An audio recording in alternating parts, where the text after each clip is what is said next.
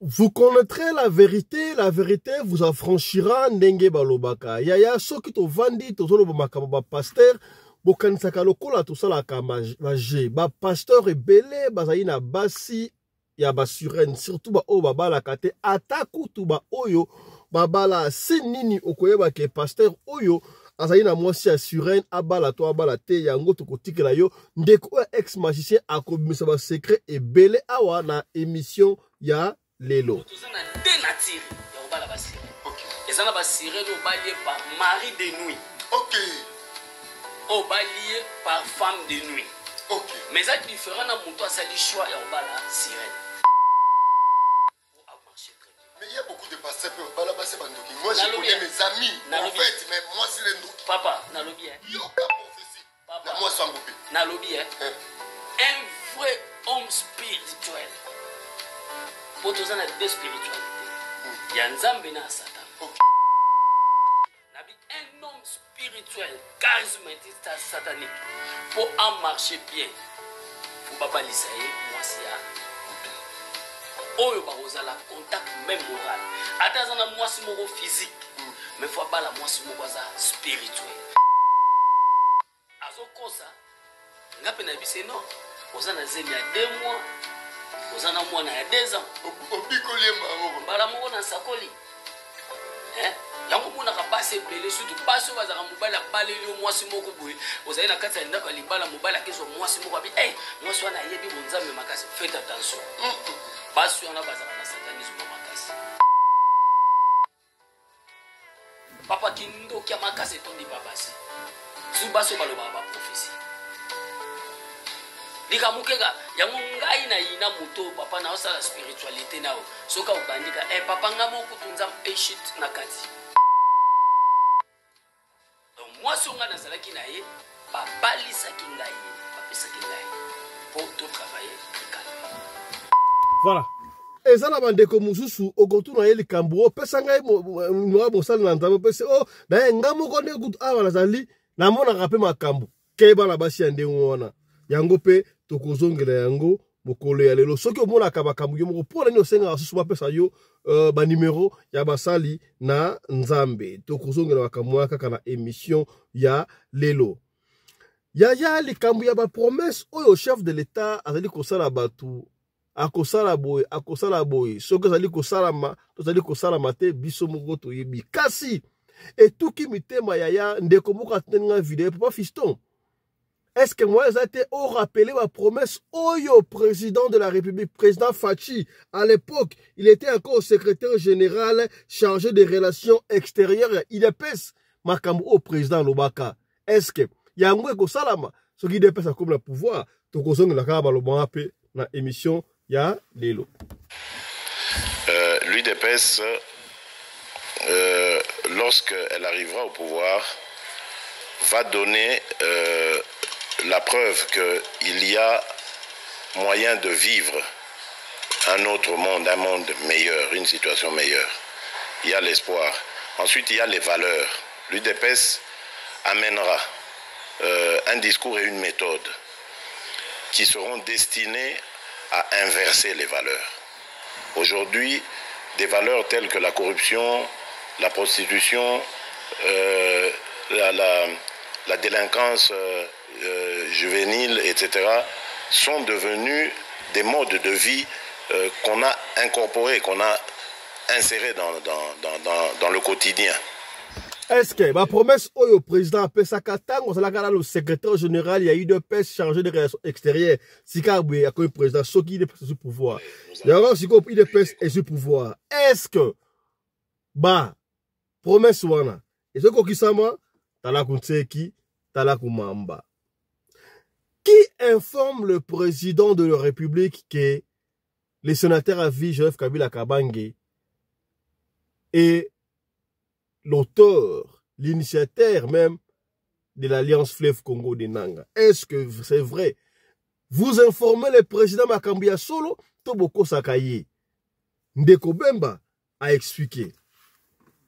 Et si aujourd'hui, les extrémistes n'avaient pas mal conseillé Félix Tshisekedi, la guerre serait terminée. Parce que Joseph Kabila serait peut-être le conseiller militaire de Félix Tshisekedi. Il est là pourtant accusé d'être lui-même le patron, le véritable patron. J'ai entendu ça, j'ai vu ça, j'ai dit. De l'AFC de Nanga. Oh là là, mon Dieu. J'ai vu ça, j'ai entendu ça, j'ai suivi. J'ai dit, qui a encore dit ça, Félix Tshisekedi? Il ne peut pas tout savoir, c'est vrai. Peut-être qu'il sait plus que vous et moi, parce que c'est le président de la République, il a des infos. Mais c'est mal connaître Joseph Kabila que croire. Il va aller faire une guerre à 2000 km de Kinshasa. Oniko, vous avez passé les membres. Pourquoi beaucoup ça président Félix Bouko? 2000 km. Un homme qui connaît aussi bien Kinshasa, la RDC que Kabila, va aller faire une guerre à quelqu'un qui a gagné les élections, à qui il a cédé le pouvoir, comme on dit, pacifiquement. On va en parler dans cette émission, mesdames et messieurs. Bosco Tanganga. Tangana, un ancien chef rebelle.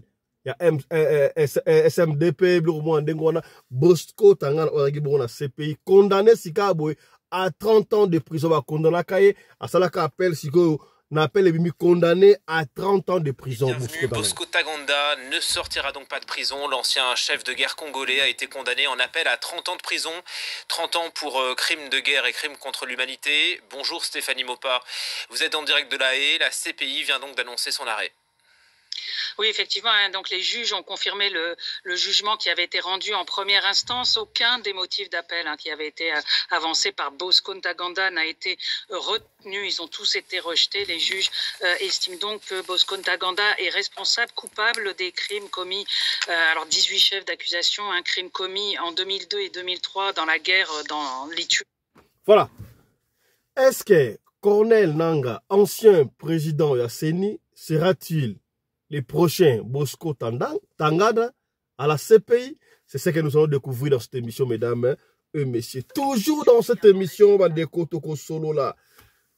Nalingaramingi samedi, to solo makambi ya culture na biso tradition ya mboka, parce qu'on ne peut pas oublier tradition ya mboka na biso. Ba musulman baliaka ngulu te. Ba kimbangiste pe baliaka ngulu te. Eloko nini ezalaka ke esalaka balia ngulu te. Eske ezali po Yesu tanga bengalaka bilio mabe ekotaka na ngulu to ezali na makamususu. Yango wana pe esika pito kosola na spécialiste to chef spirituel nkumu manzambi te to koyamba lelo a expliquer biso ba point na soto wana suka ndesika boko ka témoignage ya kafu. Mbote bandeko balandi ya Radio Lokole bozali ebele bozali kolanda biso esika yoso bozwami bozali na Kuala Lumpur bozali na Brésil na Istanbul na Turquie partout tala émission na bino yango e bandi to sali bongo live boko tabo ka ya minene y aura à boire et à manger boyebi yango lelo mokolo ya samedi to lekaka live ao pour ko solo na bino ko pesa tango biso na bino échange ya makambo sali ko leka bongo na communauté na biso africaine. Soki oyebi ngai merci mingi. Kasi soki mbali boso omoni biso yeba ki babenga ngai Fiston Pelende tata ya Sedek. Mena sepelaka mingi obenga ngai tata Pelende. Parce que biso sala bongo recours à l'authenticité. Quand nous faisons recours à l'authenticité, je ne parle pas de retour, hein, je parle de recours à l'authenticité. Recours, cela veut dire que to zongi na ba vallée ancestrale. Et pas ba koko na biso to zo nyonso ya malamu. Est-ce que bino bosi bomona français moko komona e Pelende mais pour la biso to sera ba komona ba français o komona e Georges komona e Roger komona e non recours à l'authenticité benga ngai tata Pelende e kosala ngai kitoko zabe fefele Yaya la répété de sous le bokoli ya lomingo mikolo bakendaka samedi bakendaka feti bakolia ba anniversaire ko va na parc ko na masanga ko sala braille on ne sait pas Yaya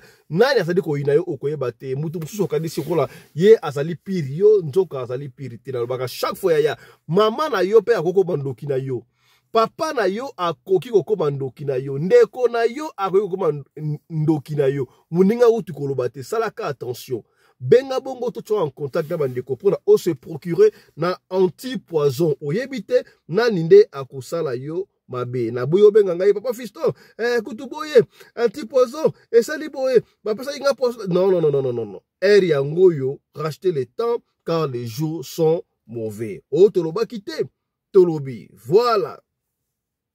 Alliance Fleuve Congo, il y a Cornel Nanga, Azoko Poussana, Malem après. Est-ce qu'il va-t-il réussir? Chaque fois, je suis contre Nanga. Ce qui Nanga, Monique, yé. Alors ça l'a bien pour libérer le peuple congolais. Si est seulement s'il a libéré le Congolais, il a libéré l'élection. Les gens disent que nous avons le pouvoir à gagner. Voilà comment est-ce qu'il joue avec nous. Il a proclamé qui président actuel Kuna, il a la guerre. Qu'est-ce qui se passe? Est-ce que ça a un intérêt personnel? Parce que les gens qui ont fait makambu ya guerre est oyo et bandaka malamu mais suka kamabe. Bosco Tanganga, quelque chose comme ça, ancien chef rebelle, entre parenthèses, Baluba Kazali congolais, mais Yemo Kalubaka Bongo Azali rwandais. Bakanga qui est dans CPI pour un crime contre l'humanité. Asala Bongo na Ituri, dans l'Est et Mboka na Bisouana, CPI condamné. Bakondana Kaili Bosso, Asala qui appelle, Baouti ko confirmé, sinon 30 ans de prison pour la Bosco Tangana. Batu Oyo Baosa la guerre. Batindi Osa la guerre na Est et Mboka. Pour la intérêt na bango. Tango bango so intérêt wana. Bako sundola yo te. Bako lâche yo te. Le quoi n'est pas lâché ba misusu oyo. Tala condamnation ya Bosco Tanganda. Suivez. Et bienvenue, Bosco Taganda ne sortira donc pas de prison. L'ancien chef de guerre congolais a été condamné en appel à 30 ans de prison. 30 ans pour crimes de guerre et crimes contre l'humanité. Bonjour Stéphanie Mopa, vous êtes en direct de La Haye. La CPI vient donc d'annoncer son arrêt. Oui, effectivement, donc les juges ont confirmé le jugement qui avait été rendu en première instance. Aucun des motifs d'appel qui avait été avancé par Bosco Ntaganda n'a été retenu. Ils ont tous été rejetés. Les juges estiment donc que Bosco Ntaganda est responsable, coupable des crimes commis. Alors 18 chefs d'accusation, un crime commis en 2002 et 2003 dans la guerre dans l'Ituri, dans l'est de la République démocratique du Congo. Le cœur de la défense de Bosco Ntaganda, ce qu'il avait plaidé lors de cet appel, qu'il avait déjà d'ailleurs plaidé tout au long du procès, c'était l'idée, c'était de dire qu'il n'avait pas ciblé les civils, qu'il procédait à des opérations militaires et qu'à ce titre-là, elles n'étaient pas illégales, mais qu'il n'a jamais ciblé des civils. Et il avait affirmé notamment que des témoins du procureur avaient menti ou dénoncé le fait que les juges n'auraient pas évalué correctement les éléments de preuve que lui-même leur avait apportés. Mais tous ces arguments-là, eh bien, les juges d'appel les ont rejetés. Ils ont donc maintenu cette condamnation, la sentence à 30 ans de prison, comme vous l'avez dit. Est-ce que Bosco Taganda a encore un recours ? Vraiment. Alors non, il n'y a plus aucun recours. Donc maintenant, il va falloir qu'il purge cette peine. Il faut savoir qu'il est enfermé dans la prison de la Cour pénale internationale depuis 2013. Donc 2013. Depuis déjà, il a déjà purgé 8 années en préventive. Il va falloir maintenant qu'il purge le reste de cette peine. Alors ça ne se passera pas aux Pays-Bas, ça ne sera pas dans la prison de la Cour pénale internationale. La prochaine étape pour lui, ça va être de déménager en quelque sorte, puisque donc ceux qui sont définitivement condamnés doivent purger leur peine dans un autre pays, dans l'un des pays qui passe un accord avec la CPI. Il y en a 11 actuellement, et parmi ceux-là, eh bien, il est à la République démocratique du Congo, ou d'autres Congolais qui avaient été condamnés par la CPI ont eux aussi fini de purger leur peine. Pour l'instant, il n'y a pas de décision encore prise sur sa prochaine destination. Il est très probable qu'il retourne à Kinshasa pour finir de purger sa peine. Merci pour ces éléments. Depuis La Haye, Stéphanie Mopa, condamnation donc en appel de Bosco Taganda à 30 ans de prison pour crimes de guerre et crimes contre l'humanité. Voilà. Bosco Tanganda condamné à 30 ans. C'est fort probable bazongi saye na Kinshasa aya kosa na prison na Kinshasa. Soka komi na Kinshasa. Est-ce que bakochaye na prison ya makala to coopération et kopsala pour Bosco abima. Tala kutseki, tala kumamba. On suppose que nanga komi na même cas. Tant bako condamné akoya Kinshasa. Bakochaye na prison to akobima. Tala kutseki, tala kumamba. Ete yabino o toloba kite. Tolobi. Voilà. Kaka makambu ya guerre, totika la makambu ya guerre, papa. Est-ce que le président de la République va informer kaye malamu? Banani va informer kaye? Est-ce que va induira président la RRT? Nani akene ko informer président que sénateur à vie Joseph Kabila Kabange oyo asala passation de pouvoir pacifique. Naye qui azali contre AFC ya Nanga. Naebite. Ndeko Bemba. Pas Jean-Pierre Bemba, mais Lekinaye a expliqué tout à Léli. Suivez. Et si aujourd'hui, les gens, les extrémistes n'avaient pas mal conseillé Félix Tshisekedi, la guerre serait terminée. Parce que Joseph Kabila serait peut-être le conseiller militaire de Félix Tshisekedi. Il est là pourtant accusé d'être lui-même le patron, le véritable patron. J'ai entendu ça, j'ai vu ça, j'ai dit. De l'AFC de Nanga. Oh là là, mon Dieu, j'ai vu ça, j'ai entendu ça, j'ai suivi. J'ai dit, qui a encore dit ça, Félix Tshisekedi? Il ne peut pas tout savoir, c'est vrai. Peut-être qu'il sait plus que vous et moi, parce que c'est le président de la République, il a des infos. Mais c'est mal connaître Joseph Kabila que croire. Il va lui faire une guerre à 2000 km de Kinshasa. Boniko, vous avez sérieux. Pourquoi beaucoup sa président Félix Boko? 2000 km. Un homme qui connaît aussi bien Kinshasa, la RDC que Kabila, va aller faire une guerre à quelqu'un qui a gagné les élections, à qui il a cédé le pouvoir, comme on dit, pacifiquement. Quel serait l'intérêt pour Kabila aujourd'hui avec l'image qu'il a à l'extérieur du pays? Vous savez qu'il est respecté, Kabila. Tout à fait. Partout, nous avons la chance d'aller aussi à l'étranger. Nous avons la chance de parler avec les étrangers. On a quand même un peu, modestement, des amis blancs et autres qui disent ce grand monsieur-là qui a fait la tendance pacifique, qui a démarré sa jeep, qui a serré son frère dans les bras et qui est parti chez lui, au GLM. Non, en Afrique, il n'y a pas beaucoup. Hein. Ce monsieur est respecté. Quel serait l'intérêt de Kabila avec toutes les qualités qu'on lui donne aujourd'hui à l'extérieur du pays, de venir abîmer ça par le sang, par les armes? Vous ne le voyez pas faire ça? Je le vois. Non, au point de vue spirituel, je ne l'ai jamais vu. Et au point de vue moral, je ne peux pas croire que Kabila peut prendre les armes contre Félix. Je ne vois pas. Est-ce que les deux ont atteint aujourd'hui le point de non-retour dans leur relation? Vous savez, Joseph Kabila dit, je rentre dans la résistance. Les gens, les classiques, n'avaient pas compris. Joseph Kabila n'a jamais dit, je vais dans l'opposition contre Félix. Il a méticuleusement choisi le mot. Il a dit, je rentre dans la résistance. Et moi, comme j'ai étudié Joseph Kabila, je vous ai dit, je ne l'ai jamais vu. C'est lui qui m'a vu chez moi à Guémena.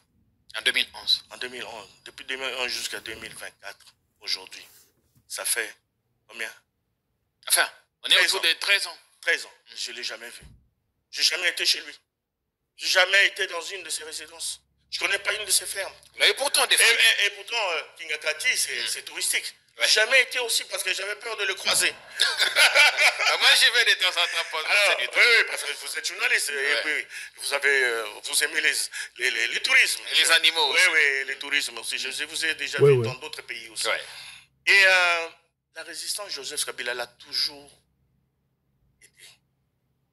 Joseph Kabila, c'est le président le plus sali, le plus insulté de l'Afrique. S'il n'était pas dans la résistance contre ça, il tuerait tous les jours. Moi, avant que je devienne chrétien, avec le cœur que j'avais, feu, comme Jean-Pierre Bemba d'ailleurs, votre frère, avec toutes les insultes qu'il a subies dans ce pays, quand il était président pendant 18 ans, je tuerais chaque année 18 personnes. Oh. Parce que ce n'est pas possible d'être insulté comme ça. S'il n'était pas dans la résistance, il résistait contre les attaques. Il résistait contre les insultes. C'est comme ça que ces hommes-là, qui se disaient hommes de Kabila, n'ont pas compris, qui parlaient d'autre chose que ce qu'eux croyaient. Vraiment. Il n'a jamais dit je vais dans l'opposition. Mais comme Joseph Kabila aime bien que les gens soient dans leur démocratie, ce sont ces hommes qui ont choisi d'aller dans l'opposition. Pas lui. Lui, il a dit la résistance. Et je vous dis, la résistance de Kabila, ce n'est pas aller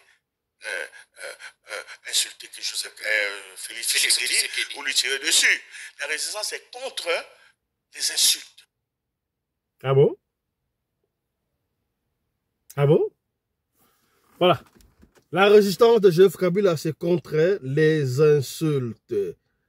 Je parlais au début de cette émission, dans ma promesse, et belé, de quoi tout le monde a dit député, ou tel le kakuna député à Ituri, Oyo Alobaki, voilà, il y a des promesses par-ci, par-là, le président promis, il réalise pas, et consort, mais tout le monde a pas promesse et belle au président Sala avant, comme président, notamment aux acquis populaires sur la toile, et on se dit, soldats, tant que vous avez pouvoir, soldats, vous avez moutou kanaye, à cause de mandat kanaye, à cause de la salaire à bien et consort. Est-ce que c'est le cas ou c'est pas le cas? Là, je remonte à quoi? Dès que moi, cette vidéo, je remonte encore quand le président était encore secrétaire général de l'IDPS chargé des relations extérieures. Oyo, bah mon na Ouganda qui a anniversaire à Museveni et pas wapi président il y a Ouganda Museveni qui voici le futur président il y a la République démocratique du Congo à cela qui va promesse l'IDPS image l'IDPS tangu l'IDPS a kokoma la pouvoir ndenge mboka ekozala to tia ngo pour la polémique ité to tia ngo pour rafraîchir ba tout mémoire to landa ba promesse oyo mokonzi apesa ki est-ce que yango ezali ko salama landa. L'UDPS, lorsqu'elle arrivera au pouvoir, va donner la preuve qu'il y a moyen de vivre un autre monde, un monde meilleur, une situation meilleure. Il y a l'espoir. Ensuite, il y a les valeurs. L'UDPS amènera un discours et une méthode qui seront destinés à inverser les valeurs. Aujourd'hui, des valeurs telles que la corruption, la prostitution, la délinquance juvénile, etc., sont devenues des modes de vie qu'on a incorporés, qu'on a insérés dans le quotidien des Congolais. Nous allons lutter contre les antivaleurs. Ensuite, nous allons nous attaquer à la pauvreté. Évidemment, nous n'allons pas dire et mentir aux Congolais en disant dès que l'UDPS arrive, le lendemain, les poches sont pleines, les gens vont trouver du travail, etc. C'est faux. Nous allons progressivement améliorer le quotidien des gens en essayant le plus possible de remplir les caisses de l'État en éradiquant toutes ces habitudes de corruption. Voilà. Ngala ce pays au président à l'époque secrétaire général IDP chargé des relations extérieures oui ceux qui ont comme le pouvoir ce sibuno nyon se vous la facile au kuta mais tout banda progressivement kobongi sa vie depuis que l'IDP est au pouvoir 6e année en gros est-ce que vie ezali quoi s'améliorer est-ce que bakondi bazo ko remplir ba poche na bango na bambongo ya leta tala kunseki tala kumamba promesse auto tina mukuse oyo est-ce que ezali oyo ezoko kusama kama oyo mokonza lobaki tala kunseki tala kumamba mutu na mutu nzamba tambusa molimo na ye atambusa vi na ye ndenge ya zokanisa mboka ezotambuselama oyo tolobaki te tolobi ya nalobaki yango ne bandela vi oyo tozali vi ezali na makambo ebele soki tolingi tozongela bokoko na biso recours à l'authenticité bamisusu baboyaka ate bokoko ezali kindoki bokoko ezali kindoki wala balingi bakotisa kindoki yaya est-ce que avant que la colonisation eya mindele bayela biso bible bakoko na biso bavandaki kosambela te si babandaki kosambela d'ailleurs na yesa kabino botala discours ya roi Léopold II alobaki yango très bien n'allez pas apprendre à ces nègres là nzambe parce que bayebi nzambe plus que vous kutu bakoko bayebaki nzambe bazalaki na baméthodologie oyo bandaki kosambela ndenge na bagoya kosambela ndenge ya kotraite batu lelo yo mundele azwa azwi banzete atie yango na machine ekomi paracetamol oki mutu pasi apesi yo mais soko okei pa ya banganga traditionnel bango ndenge wana ba docteur traditionnel azwi makasa ya nzete asangisi na babisisa atokisi apesa yo mela oboyi olobi kindoki na ndenge nini tozomeka muke tozongisa ba valeur oyo ya biso mundele oyo ase programme maître na biso akomati na niveau oyo aloba na biso keno suki na biso suki ya ba mama oyo batiaka na mutu oyo nzambe asala bango naturel à l'époque na yebi mama azalaki soki abendi nwani abendi chinois kitoko femme forte femme africaine et comment il faut alata ceux qui perique ceux qui kabele no sotuana no so pour ko imiter nini maître et pesi pasi ya kosakala te yaya makambo bele eli ya kosolola lelo awa moi 2-3 makambo ça ka soki to bengi nkuma nzambi te yo ezalaka pona ba question o botunaki biso ameka ko limbola po ya li chef spirituel ayebi makambo wana spirituel ndenge ezalaka biso yebi yango obemesano soki toyebi te tolukaka mutu oyo ayebi makambo wana enfin que asunga biso toyeba davantage. Alors nakoyamba mpona bino yambo totika témoignage oyo bakomasi bapasteur bakoma na basi ya basirene tolobaka yango tokolanda yango na suka après nkumu te yo banzambi awa okomona bapasteur ebele baza na basi ya basirene e basine nango tokomona basine kolakisa ebele awa yambo tukuba kuna toyambi mpona bino nkumu nzambi Théo. Nkumu nzambi Théo, bonjour et bon week-end.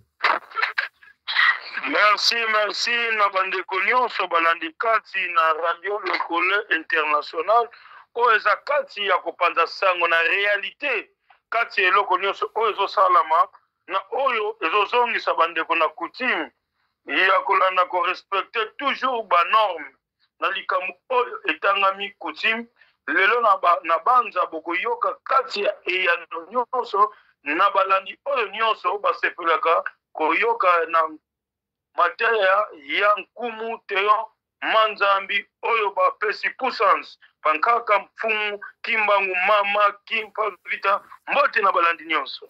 Voilà, nkumu nzambi Théo tokosola mbaka bwa mibale misato ebele o bituna bandeko batindi to tuna yo na keimba mona lombango mama oyo azali na ngola ayi papa fiston tunela biso epa ya nkumu nzambi Théo na yebi camarade nanga moko ye alingaki mobile na ye mingi likolo ya zuwa akendaki epa ya banganga kisi azwa kisi bapesa ye po akanga mobali na ye kaka ndenge lobaka pena okozongisa mobali na banorme okozongisa mwasi na banorme kasi ye bapesaki ye poudre moko atia yango na biloko ya kolia tango atia alambi atie poudre wana na biloko ya kolia papa tango ale esali retour bake na ye na hôpital baminganga batali babino papa oyo batieli ye poison dose elekaki papa oyo akufi bakunda papa wana yango natuni bwe nkumu nzambi Théo o mutu akei pa nganga kisi apesi ye kisi oyo adomine mobali ekomi lisusu poison alexeki dose akotia yango ebele quantité to qu'est-ce qui s'est passé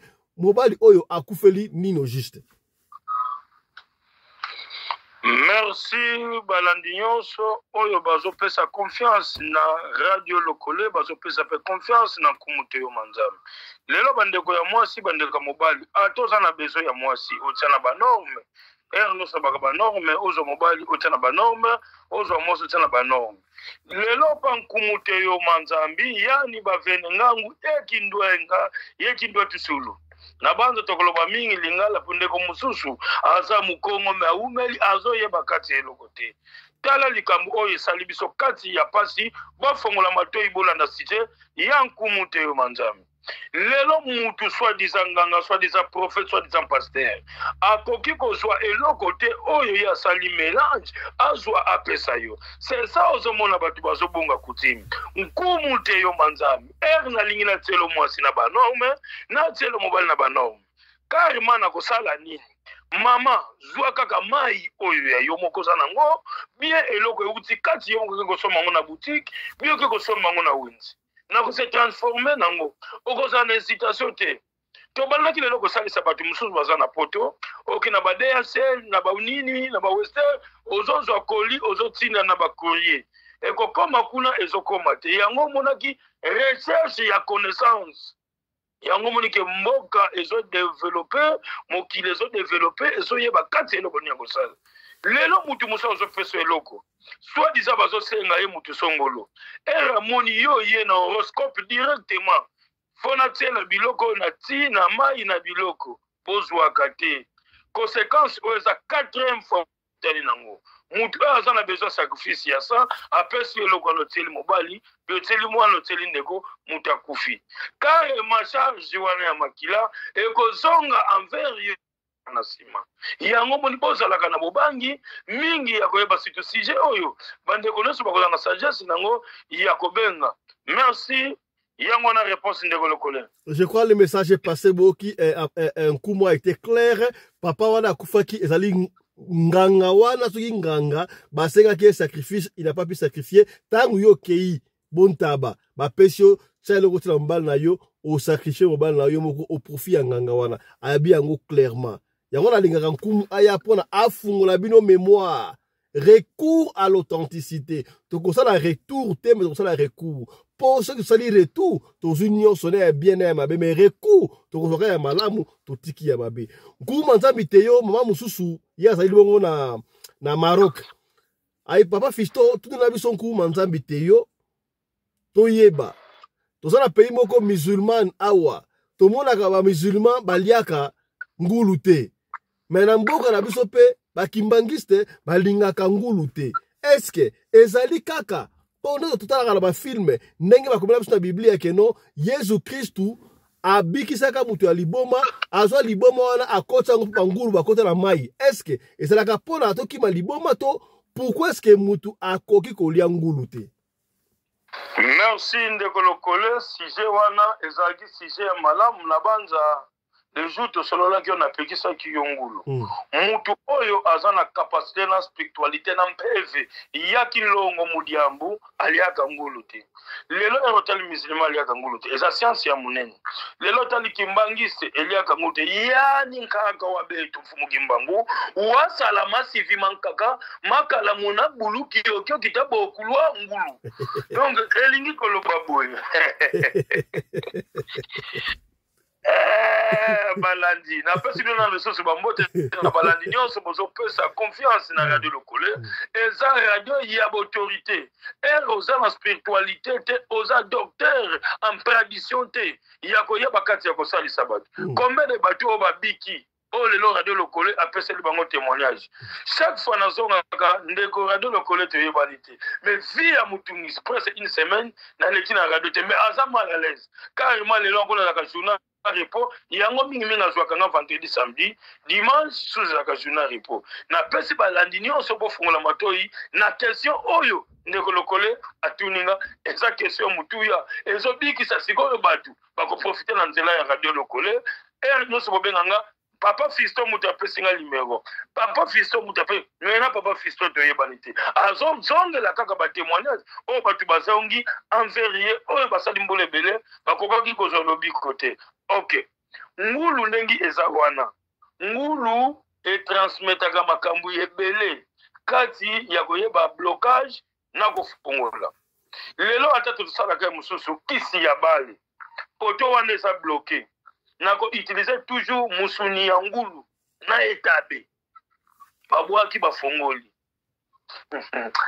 ngulu eza eloko moko ya mabe toujours to travailler kango na voie ya eloko si ya un dégât quelque part ngulu eza eloko ya ko suspendre kolia lelo omoni ba musulman bazolia ntaba taba bazolia ngo foza la gorge soki ogorge te soso gorge te akolia yango te yani mosi mfumu kimbangu wasisa nsiku mina elingi koloba apekisa na lingomba oyo toza na batata ntwana anisi mulanda nsamu ngulu eza eloko ya mabe aza toujours na milimo oyo nyonso eza na mbwa lelo muto somona azolia mbwa soko tele muto aliaka mbwa oyo eza ke mbwa oyo eza na coutume na bango te okomona toujours méchanceté na cerveau ya raisonnement c'est ça ndeko lokole donc ata bato baliaka donc mbwa pe ezali mabe soko le mbwa okomona makalisi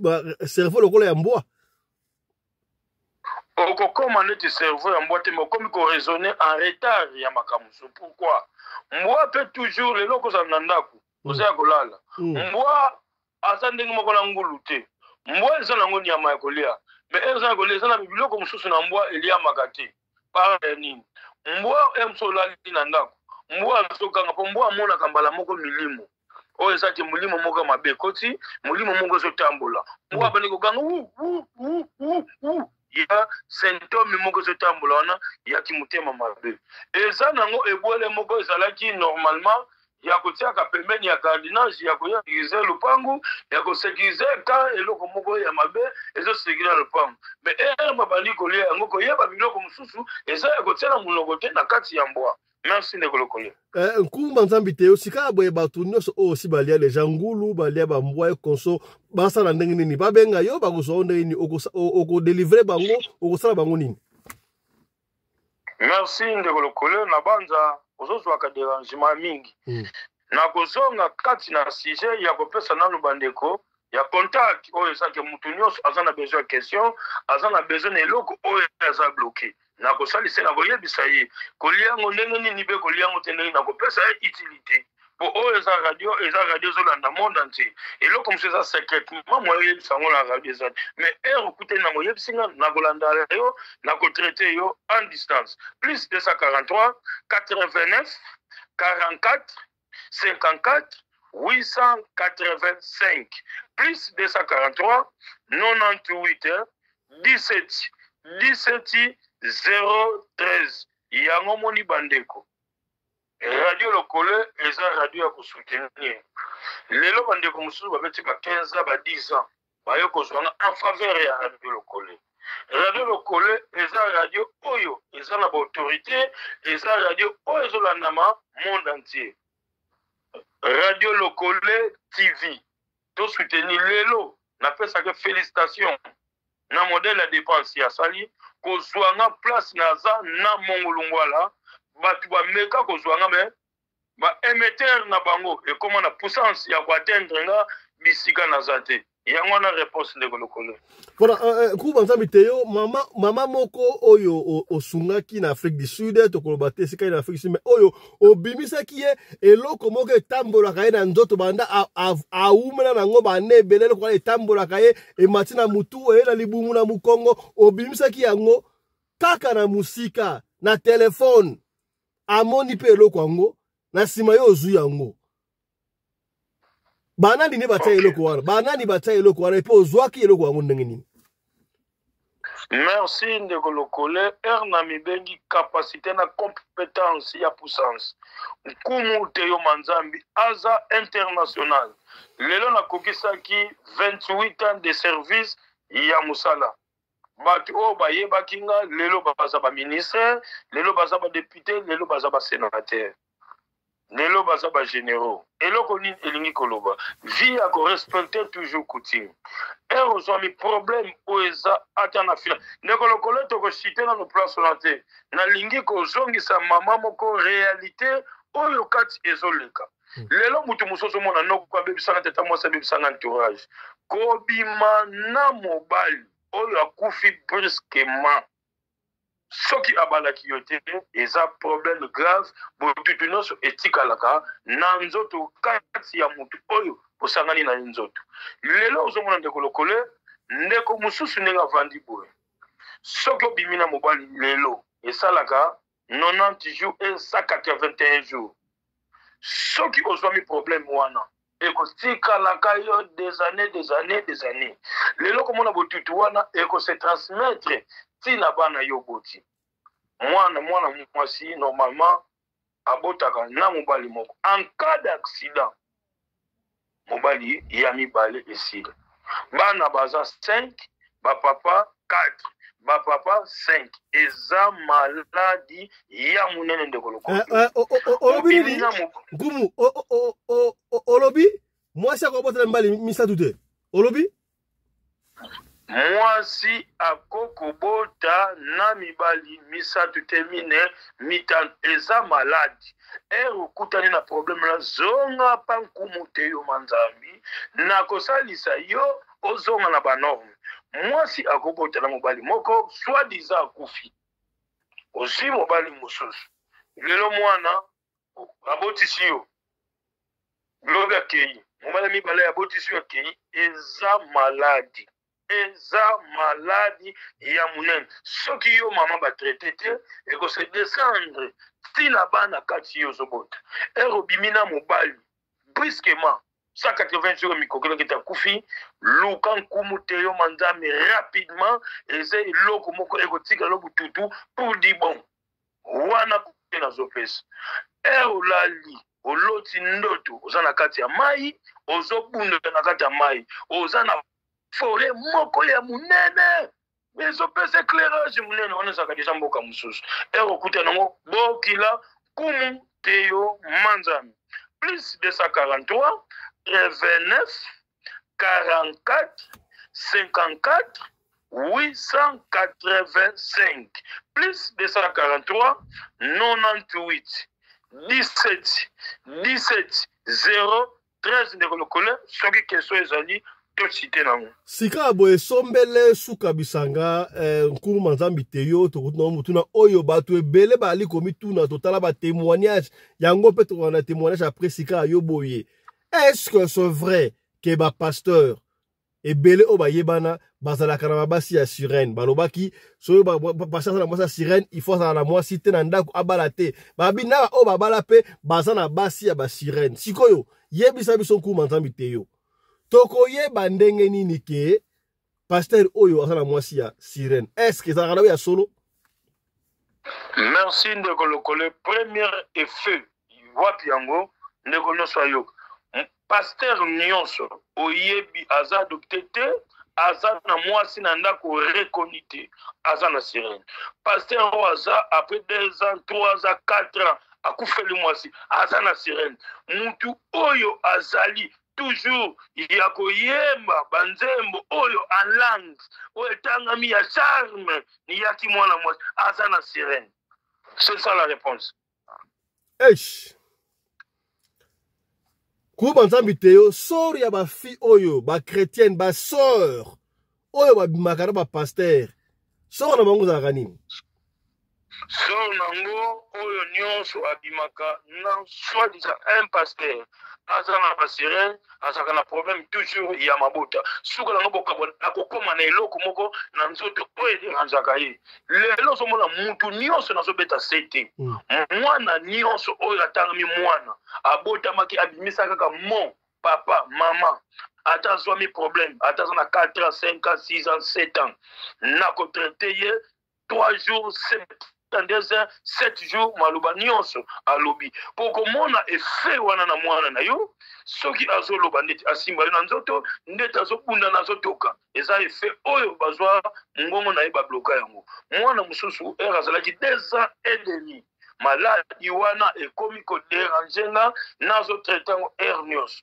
yo mwana botamaki normal maloba na ye kimi alobaka su te mwana botamaki normal eloko ebimi ye yo mama omonaka ndeti basili moko ezalaka na kati ya nzoto ozovimba bagenou nkumu te yo manzambi azotraite yango chaque fois c'est beaucoup d'expérience ya makambo wana tuna na yo ndeko lokole voilà nkumu manzambi te yo totikeli osika ya boye mwa 2-3 minutes expliquer biso ma malade retraité ça ebele soki mutu azoyoka basili na kati ya nzoto mutu bagenou esalaka te mutu soki akeki koluka mosala ye bazwaka ye kaka te soki moninga otambola nzela balingaka baninga ye balingaka ye te donc makambo eza ebele makambo nini oyo bato babenga yo mpona otraité bango na yango susu? Merci ndeko lokole na confiance na kotuna kati ya kofongola bato miso soi-disant na nsima ya chaîne na yo na respecte yo nano napesi yo mbote nalobi boye ozwami problème eloko ezotambola na nzoto oza na problème mwana botama normal alobaka su te oza na problème ya mikanda bazongisa kaka apres une année fale bapesa yo 10 ans yo bapesa ko une année na kosalela yo musala bakokoma kopesa yo après 10 ans oza na problème mwasi azovanda kimia te na tiele na banorme otika mutu apesa yo eloko na maboko soi-disant koli zwa fongola tia na ndako tia na sambetu tia na biloko tia na ma c'est archi faux ero kutani benga nkumu te yo na kosalelo musala eloko okuutilize yo moko foke na kosomba ngo ozala na assurance nango lelo bato bazosakrifie bato na nsima ya buzoba lelo ozomona bapaster soki tozoyoka pasi eza soi-disant par rapport ya koyeba makambo eza lobi te na koyeba korespecte likambo nini oyo nazoba na population voilà yango ozomona oui ndeko lokolo allez-y continue yango ozomona oza na problème wana mwana azoderange mwasi azoderange mbongo chaque fois soko mbongo edirisaka mutu te mutu adirisaka mbongo soko moni mbongo zwi ozofanda kimia te eza deja oza bloqué oza na besoin ya lumière oyo eza ke mobali na yo apesa yo basi ebele bazovanda mobali mutu akabelaka mwasi me mwasi bakabelaka ye te eza botutu bunene okutami na problème wana benga nkumu te yo manzambe nazopesa bino presque numéro tant si ekomi pembeni naza na bato malade sur place ndeko lokole mpe ndenge azwinga toremercie chance plus 243 89 44 54 885 plus 243 98 17 17 013 ndeko nyonso wala ni nkumu te manzambi yani bavenge kingangu kwa mfumu kimbangu yani wabeto mvuluzi likamu mususu oyoki te likamu mususu oyo za nango oyoki te tuna nkumu naza pona bino naza disponible ya kobenga nga 1 2 3 4 importe ke l'heure na pesi bandeko nyonso mbote oyo bapesi radio lokole confiance oza na eloko benga fiston pelenge pesa ye eloko lelo obiki na nzela na ye merci na tiki bino radio lokole voilà yambo otika biso nkuma nzambi teyo na lingaki na tuna teme fona tuna kaka ndeko oyo obikisaki mwana bango na Canada papa obikisaki mwana na Canada oyo mwana abotama depuis abotama na âge ya 15 ans asana ba trouble mental ko doki moite na tina mwana mwasi ya 25 ans azayaki na ba norme te lokola mwa liboma e konso ozongisi e papa wana atindeli yo mutuka jeep 4x4 ozwi yango na kati ya zamba yo na kati ya zamba bakabelo mutuka osala mutuka na nini. Merci ndeko lokole naza mbuta moko na sungi batu ezamba la liboso te ndeko lokole mutu apesa nga jeep baza pe bapesa ba mapango avandi na maladi 10 ans 4 ans 7 ans 18 ans eza secret ya musala ngai na kosenga kaka mutu na ba norme eloko esengi ya kosenga mutu amoni abikisami na maladi oyo andimaki te apesi ngai kado ba place ezali oyo mutuka wana ekozala ya kovanda po eza kado na remercier ye mwena pesa kombo na ye na radio te na banzo za na témoignage pour yo pe o asali pa na yo eza kaka yo muto za nango merci ndeko lokole na confiance nyonso oyo nyonso alingi amona réalité mwana ne alobaka sute eloko ebima ye aza na problème ya makolo abenga nkumu akozongela yo na événement ya komona mama wana na bimisa eloko ti lelo soki abengi nga lelaka kaka poni esengo wana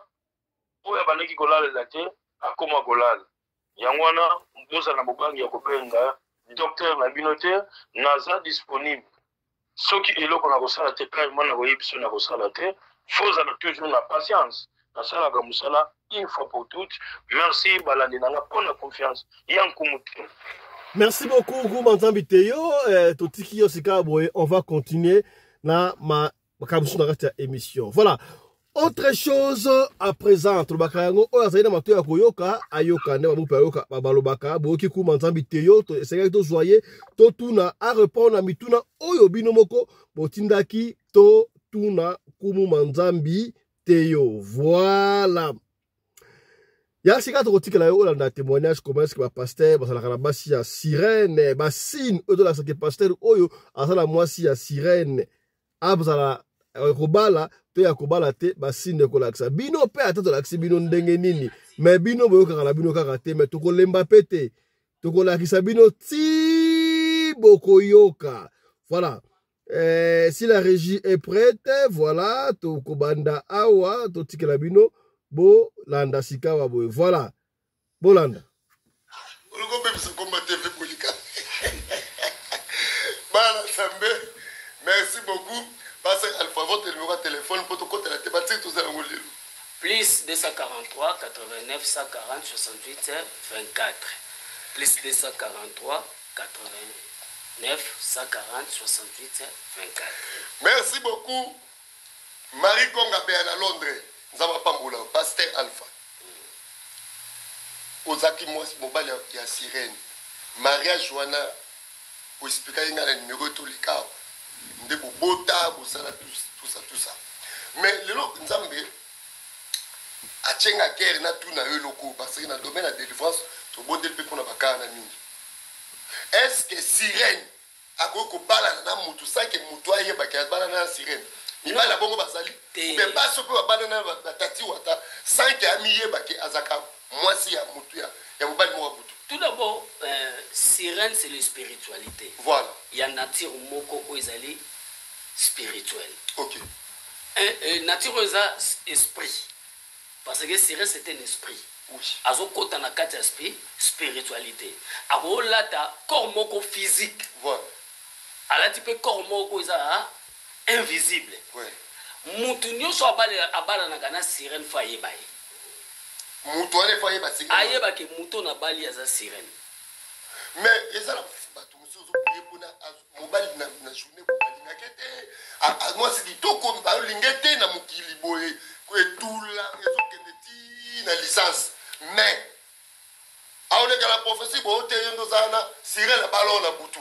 Bon, omoni eloko ya spiritualité. Voilà ce que tu na spiritualité. Mais quelle est la spiritualité? Voilà. Pour tous na deux natures. Ya obala ba sirène. OK. Ezana ba sirène obalié par mari de nuit. OK. Obalié par femme de nuit. OK. Mais ça différent na muto asali choix ya obala sirène. Neti ya yo ezaki choix. Te oyanga penza babalisa kingaye. Deuxième monde de pesa kingaye. Deuxième monde apesa bato babala. Ezana bato bele basala kindoki. Babala basi amulini. Un vrai spirituel. Faut en avoir moi spirituel pour marcher très bien. Mais il y a beaucoup de pasteurs qui parlent de bandoki. Moi je connais mes amis. En fait, mais moi c'est les ndoki. Papa, nalobi hein. Yoka prophétie. Papa, moi sans ngopé. Nalobi hein. Un vrai homme spirituel. Pour tous en deux spiritualités. Il y a Nzambe na Satan. OK. Nabi un homme spirituel charismatique satanique pour en marcher bien.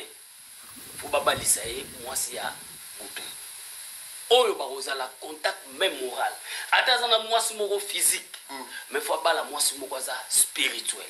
Agoza femme moko physique mais en lui il y a la satanisme. Pour azala bien satisfait. Ya omona papa mobali abala mwasi. Mais abali mwasi moko ami balé a se donner ba bien nyo sur la mwasi ami balé. Pour lier tout les bala. Papa omoni beaucoup plus biso tokufa na bato basakola kawana moni ndoki pa sakola makasi ndoki asakola makasi ya yebisaka mwasi moko aye pona na longolezemi voilà azokosa ngape na bise no ozana zemi ya 2 mois ozana mwana ya 2 ans obikolemba moko mbala moko na sakoli yango mona ka base belé surtout baso bazaka mobala baleli mwasi moko boye ozali na kati ya ndako libala mobala kezo mwasi moko abi mwasi wana yebi bonzambe makasi faites attention baso wana bazaka na satanisme makasi papa kindo kia makasi tondi pa basi su baso baloba ba prophétie lika mukeka yango ngai na ina muto papa na osala spiritualité nao soka ubandika papa ngamo kutunza shit na kati. Le roi Nzamba Laksako allait avance avec ça. Laisse-moi tranquille. Yo, pourquoi Nzamba Laksako n'est pas consulté dans ce point? Donc, moi, si on a dans la kinaye, ba balisa kingaye, ba pesa kingaye, pour tout travailler très calmement. Si on n'est pas continuer à travailler calme, on s'attend que dans le monde des esprits de nos kinaye, mariage wana pende et boostaki que makamle comme sous ma casse. Mais oui. Bible dit celui qui trouve une femme trouve le bonheur. Dans la monde on peut bien. Mais oui. Tant aux moi si moko, oui moi ça protège aga. Ma casse. Oui mi balo ba négliger basi ba pesa ngakanda. Moi ça protège aga. Nzambe soka tia ya kota mobali po ebi mobali azaka trop faible. Na ba natire belé mibali ba faible. Mais so moi ça malabo a repenté yo. Aro memasu makamuno musika talezana basu muso akuti na kuta mbali ne toko meta mo sa papa komi na biloko bien mais ça la mo so zaki na biloko bien ta beaucoup ta nozongi ne toko ozo kopana dozaki na biloko bien ozaki na bozui mobala mo si mo zongi na itoko ozalaki ne loko to bali mo si mo komi na biloko mana ozo mona de nature wana donc moi si apportaka une bénédiction vers son mari. Mais ça, c'est moi, c'est malade. Mais ça, moi, si nous sommes bâtis dans le monde des ténèbres, probablement un jour, aïe, rose. Aïe, nous avons une bénédiction. Rose, mais la croix, c'est ça. Eh bien, il y a un jour, un jour, il faut pas ravir. Quand on est là, vas-y, papa. Ça, c'est les œuvres du deuxième monde. Le deuxième monde, pour comprendre, il faut que la moto soit dans la carte de Makambo. Si vous avez un Makambo, papa, deuxième monde, vous avez un monde, vous avez un monde, vous Pasteur Alpha, merci beaucoup, Nanandio, très bien. Nangana tout na non pour na bateau oyo mobali.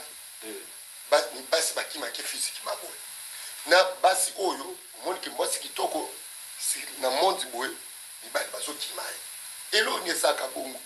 Babala kana butu, espoir na yo benga mi bali na mokili ou bien ezaka nini au juste parce que vous êtes mieux placé pour expliquer. Nyonso ezaka mobali butu te. Non, il faut aussi c'est ça ma parole prononcée dans quatre famille. Ah bon? Et ça va mauvais sort. OK. T'as la mutu musu maman na zo biso yo balate na vie. Oh. Parce que pendant que maman na lobaki o balate, obi banani baleka wana.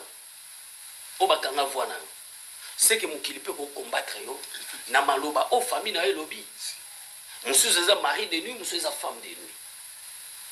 Mais beaucoup plus ça va mauvais sort. Obi mutu musu uzo tambola na nzela uzo mona pendo tia bote boy. Bato ba mona lomino na nie. Moi, c'est pendant que nous sommes dans la nzela pour nous quoi libata. Deuxième monde soit il y a repéré son marque moko papa. Marque un go sala ke batu sur bazar sur na posa na hôtel. Il y a un tinda ba ces gens là mingi l'église, même na prière d'attaque. Marque kindo kinanzo tolanga ebima ba signature kindo ki ba kasha kindo ki. Ba so ya ténèbres ki. Papa ba ko pe son marque moko elongi na yo, batu ba mona voter. Oh, papa. Pochette, faute de terre, maquillage, bigoudi, blanc, on a tout à fait. Nana biso ke mbala mona moi si poche bigoudi toi tu fodé. Ba ba le bamo ata la carte blanc quoi. Moi si c'est le naturel. Une bonne femme faut être très naturelle. Papa nga moi ça ba beauté na linga yede. Na moi longo za na masque mo bonelo. Oye ba beauté ça satanique. Satan va na kata beauté makasi. Ça t'a pas de beauté. Donc, ils ont pas de belozo mona. A obalate. Sauf que ça m'a l'oba famille na simba été. Soit à kuta abimana mbali mo pa mabe nzela vinaye. OK. Atika sema sini na kata nzoto naye. Et puis ba maloba to loba na kata la. Oyu ba maloba musu bible bien. La vie ou la mort sont au pouvoir de yo ba olinga makango ngano bébé tiliwa. Boliwe ko kite bokabwani. Au moins, tu es bokanga maloba moko boy. Bofungola ki onte tan boboya na. Siko maloba na suki bata mabe ba yoka ngo bakangi tu ba ozanga libala. Poyo la kana libala na tiliwa. Moi c'est mbala pa la kana na fia na tiliwa. Siko bakabwa na bozonga na boluka na ndebo la kana ka tiliwa suki wana bala te bokuta bo bandi ya maloba bolongola maloba. Alors beaucoup longo na suma loba na te so bokuta nite soki nzamba za na kati te. Si. Alors faut ça la pouvoir na nzambe. Nana mwana moti de la bala raté. Mobali na ke abali na poto mezo simba ka te. Mobali abali na poto zo simba ka te pona nini? Maloba baloba. Mobali alota aka mwasu wana mwasi pa lota aka mobali wana. Ndoto ni na mobali akalolota ka. Ezana batebele papa lota kaka ndoto mobali na kala agardaka ngo mwa yebisa makangu ezate ezana mwasi musudoki ye penza image ya mobali na wana elungwa ka ete elonye saka mais ça va malobo tolobana ti tolobi maloba moko après deuxième monde à pouvoir ngo papa koloba loba pambe évangéliste et bon batebele dans ce moment pendant le bima loba deuxième monde na salabino mariage moko et salabino mariage moko sur le bokanga mien évangile la ka moi si moko bokanga mien et simbate et bande. Voilà. C'est avec ça que nous bouclons cette émission. Il y a après-midi à l'élo, je crois, Simbi, quand même, Oyo. Et na nyonso oyo to lobi awa lelo mokolo ya samedi to tika bino temps bozala ki ebele ya kolanda biso makambo oyo to lobi pona politique ya mboka na biso to lobi pona makambo ya vie spirituelle epa to yambaki kumu banzambi te yo na oyo témoignage bandeko ebele bazali kobala te pona nini tala mobali nini bosala na ba promesse makango ni bosala ba promesse bosigner ba accord nini yango esala mbilinga boye merci na ndengo na ndibiso soki émission lelo etuki motema na bio ya kolimbisa tata pelende soki etuki motema na oteka partager omoni yango za inutile yo meka ko partager peut-être tango ko partager e ko sunga ndeko moko songolo esika moko pakala yo mutoto la biso ya soki ozali na lisolo ya kopesa benga biso na telefone opel lisolo na yo soki obengi biso ozwi biso te komitungisa te pa fisto bengi to ozorote te yo tikila biso kaka audio tokoyoka audio wana tokobeta lisolo na yo soki to comprendre te tokobenga yo yo pe mutopesa ki lisolo kozala apprécier te malembe ti tokobeta kaka lisolo na yo merci na bino solandi biso partager mission tokutani lobby dimanche na numéro mususu ya Radio Lokole Masolo sur votre chaîne Radio Lokole TV. Allez, portez-vous bien. Santé de fer à tous. Chap chap. Et tchara.